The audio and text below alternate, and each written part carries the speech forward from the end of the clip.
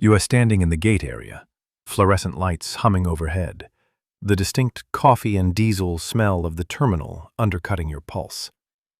You can hear small talks and wheeled suitcases, the gate agent calling names, but what you notice is the knot in your stomach, the sweaty palms, the loud little voice that says, "What if we hit turbulence?" Or, "What if I can't breathe?" If that sounds like you, you're not alone.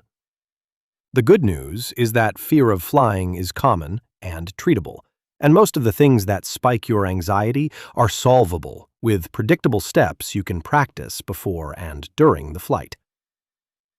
First, prepare and prepare again. If your flight happens to be canceled or delayed, Compensair will help you get compensation for the inconvenience and get your money back without wasting time on red tape. Get a refund for your canceled flight right then.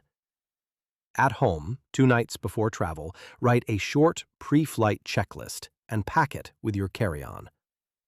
On the checklist include printed boarding pass or mobile app ready, ID in an outer pocket, water bottle emptied for security and refilled at the gate, noise-canceling earplugs or headphones, basic medications if you need them, and a 1-page calming script or playlist.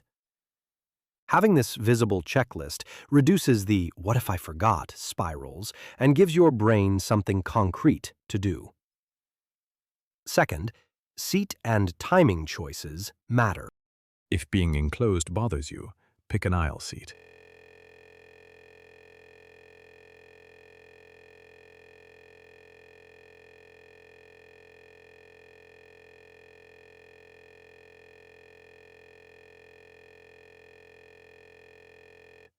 If motion makes you nauseous, sit over the wing, where the ride feels steadier.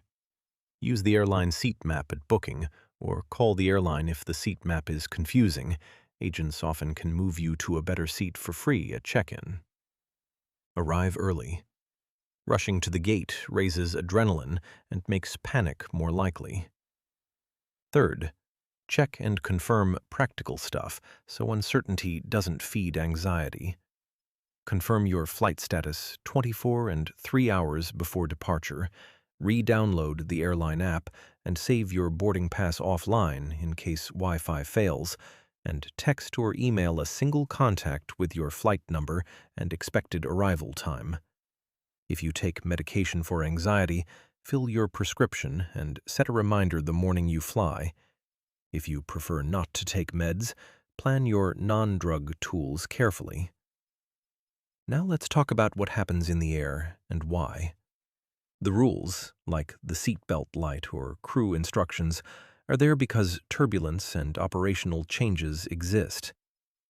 Think of the seatbelt sign like a car's seatbelt on a bumpy back road. It doesn't mean the car is unsafe, it means the road has potholes. Turbulence is almost always a comfort issue, not structural. Planes are designed to flex and absorb those bumps. Pilots are trained to find smoother altitudes. Reminding yourself of that simple road analogy calms the alarm center in your brain. A concrete, repeatable breathing exercise will change your physiology in minutes. Try this. 5 seconds in, hold 2 seconds, 8 seconds out. Repeat 6 times. That's long exhalation breathing. It activates the parasympathetic system and slows your heart. You can practice it in the airport bathroom, in your seat before takeoff, and during brief spikes of fear. Now, the costs and risks, so you can make a rational plan.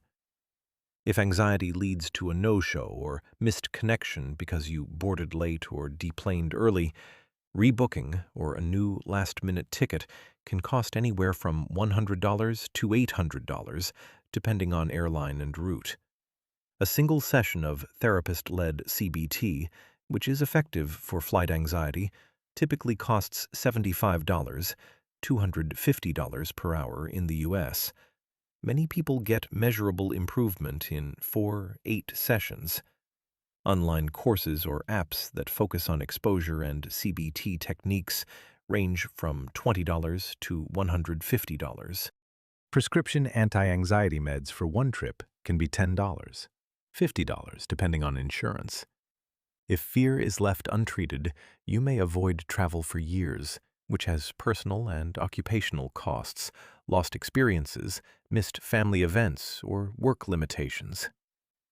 Halfway through your plan, you need a compact, on-your-phone toolkit, a 3-minute breathing audio, a 10-minute guided exposure script, imagery of flying from airport to landing, and a short distraction playlist. Keep those offline and labeled clearly. Calm 1, Calm 2. That gives you something to open with your hands shaking. Many useful links can be found in the description. When you get to the gate, do a quick physical check. Loosen restrictive clothing.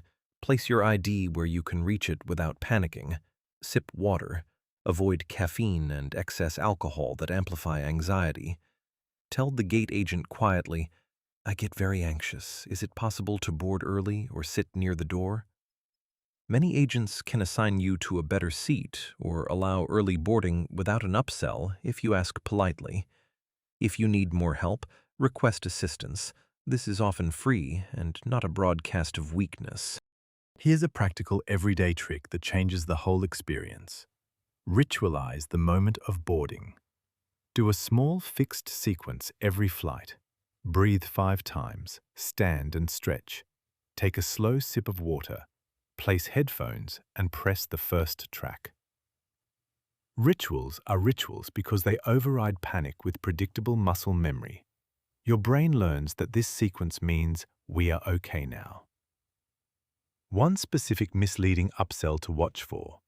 Many airlines and third-party sites push preferred seating or priority boarding as essential for comfort. For anxious flyers, they frame it as get peace of mind now.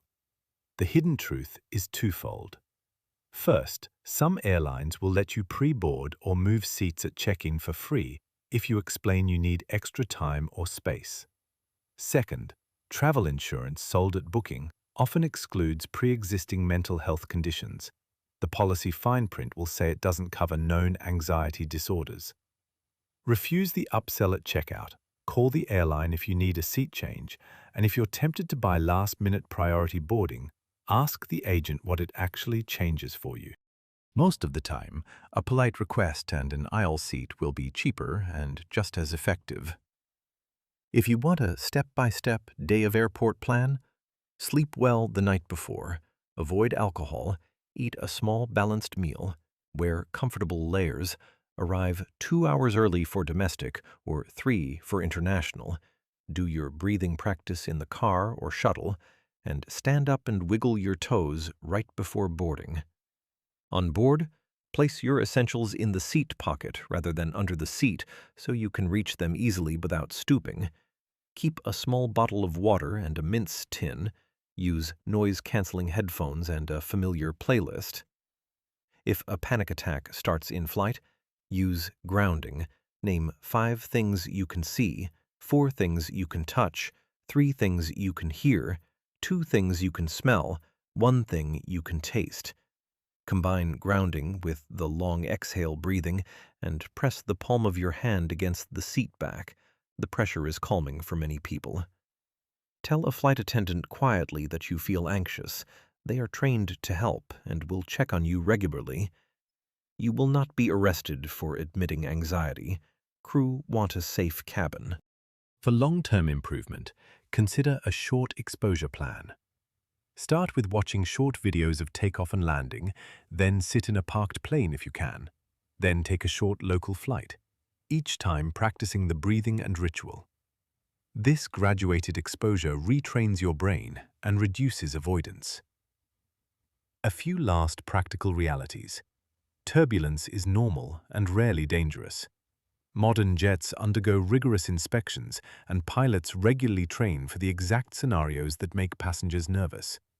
Statistically, air travel is one of the safest modes of transport. If you carry insurance or expect to rebook, know the airline's change and cancellation fees. They vary widely. If you cancel at the gate because you're panicking, you may forfeit the ticket or face rebooking charges. A calm phone call to the airline before check-in can reduce those penalties in some cases. The cheapest, simplest plan that actually works.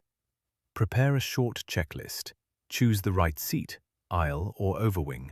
Practice the 5-2-8 breathing and a 3-minute grounding script. Download a calm playlist and an exposure audio, and ask gate staff politely for seating help instead of buying every add-on. If your anxiety is severe or persistent, a few sessions of CBT or an evidence-based online program will pay off quickly. If an airline or booking site tries to pressure you into buying extras, be firm. Close the offer window, decline the add-on, and call the airline if you need help. For insurance, read the mental health exclusions before you buy. Many policies exclude pre-existing anxiety conditions and will not reimburse you for canceling due to known fear. You can get calmer with a few predictable, repeatable steps. Start with practice at home. Bring a short toolkit to the airport. Pick a seat that fits your needs. Use breathing and grounding on board, and say something to gate staff quietly. They can help more than you'd expect. If this helped, please subscribe and like.